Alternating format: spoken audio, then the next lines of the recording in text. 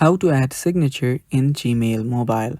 Hello guys, this is Atticus and welcome back to another tutorial video. In today's video, I'll teach you guys how you can add signature in Gmail mobile. So without any further ado, let's dive right into it.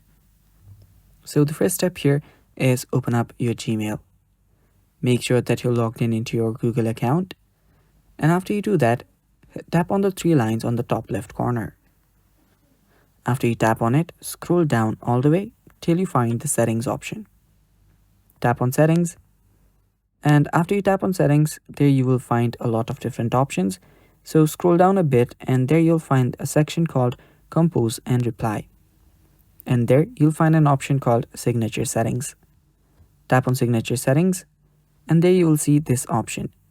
So all you have to do is enable this, and if you just add a mobile signature, your emails and mails will start using your signature. So just type in whatever information that you want to add in your signature, such as your name, your address, and stuff like that, and then tap on done. And it's basically that simple. And now you have just added a signature in your Gmail. And yeah, that's all for today's video, guys. Thanks for watching. Don't forget to hit the like button down below, and also don't forget to subscribe to our channel.